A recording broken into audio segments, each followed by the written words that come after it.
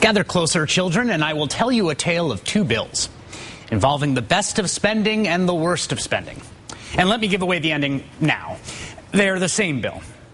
One thing I've learned in my time reporting on Washington is that in the view of most people on Capitol Hill, war money is magic money. It appears out of nowhere and no one asks where it came from. It is apparently written in invisible ink in the government's ledger. And even the biggest deficit hawks are fine with whipping out the checkbook when the Pentagon comes calling. Because who can say no to our fighting men and women overseas? Here is magic money in action today. That's the House of Representatives voting to spend more than $33 billion on the wars in Iraq and Afghanistan. The measure passed 308 to 114. 102 of the nays were Democrats. That's up from 32 last year, which suggests maybe some members of Congress are starting to think that money isn't so magic after all. And 12 Republicans joined them. 12. We'll talk to one of them in just a minute. But now let's take it the other kind of money. That's real money. Like, for instance, $10 billion to keep more than 100,000 teachers from losing their jobs. Or $5 billion in grants to low-income students. Or $1 billion to fund summer jobs for young people. This is spending that would stimulate the economy by keeping people working.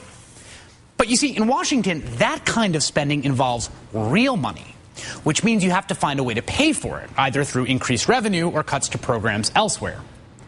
And that kind of funding was stripped from the bill that passed today, even though the House Appropriations Committee says it was paid for. So to review, money for war that adds to the deficits, yes please. Money for teachers that doesn't add to the deficit, no way.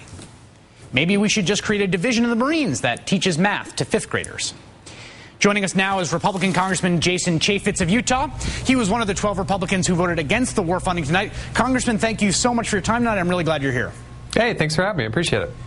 First, I want to ask you a question about across the aisle. Were you surprised so many Democrats voted against the bill, 102 versus 32 last time? Yeah, I think that's part of it. We had a few more Republicans and, yeah, a whole lot more Democrats. Why did you go against the majority of your caucus and vote against funding the war? Well, I got to vote for what I think is right, and I think there are a couple of fundamental flaws to this. One is how we pay for it. It's not paid for it, and I think you make a very good point about the inconsistency. I applauded then-candidate Barack Obama, who said we weren't properly paying and accounting for the war in Iraq. He was right, and I agreed with him. But now we seem to have shifted away from that and said, oh, these $33 billion, we don't have to pay for it. So, yeah, that's a problem. I wonder, there were 11 other Republicans joined you, and that's more than in the past. Do you feel like that position is gaining traction among your colleagues in the Republican caucus? What are you hearing from them, and how do they respond to you when you make that argument to them?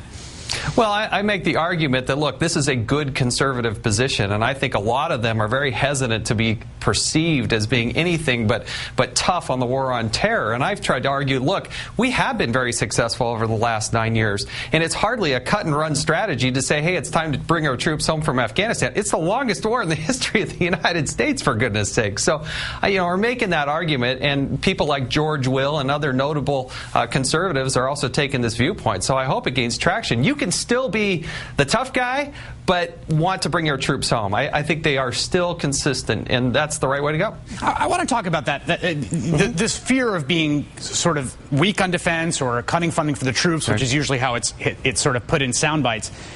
Democrats are a lot more scared of that generally than Republicans. And I wonder when we're 60 days from now and there are ads being run by by members of the Republican Party against Democrats who voted against the war, are you going to come out and say, you know what, that's really not fair?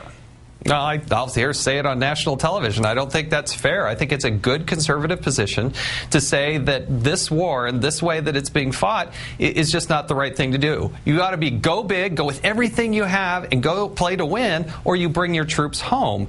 And so, there are two metrics that I think are key to this. You either agree with them or you don't agree with them. Number one is, do you agree with the National Intelligence Estimate and CIA Director Leon Panetta that says there are less than 100 al-Qaeda in the entire country? And the second thing is they say that the Taliban are not a clear and present danger to the current Afghan government nor to the United States of America. If you disagree with that, then let's see your evidence. If you agree with it, it's probably time to bring your troops home. Finally, I want to ask you about conversations you've had with people in your district in Utah. I mean, I read a news account about talking with some of the people, family members of those who are serving, and hearing, I think some maybe perhaps surprisingly, that they were with you on this issue.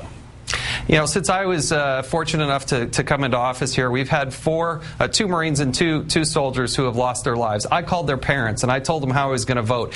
And 3 of the 4 I was able to get on the phone, and they all agreed with me. They totally agreed that, you know, it was time to bring the troops home. The other thing is, I said to the people of Utah, I'm just a freshman here, I said to the people of Utah, you know what, based on what we knew about Iraq, I probably would have voted to go to war. But knowing what we don't know now, we should have never gone. And so now let's be smart about this and pat our troops on the back and say, you did a great job, but now it's time to come home from Afghanistan. Congressman Jason Chaffetz of Utah, also Jason in the House on Twitter, if I'm not mistaken. Yes, really yes. appreciate your time tonight. Thanks a lot. Hey, thank you. Appreciate it.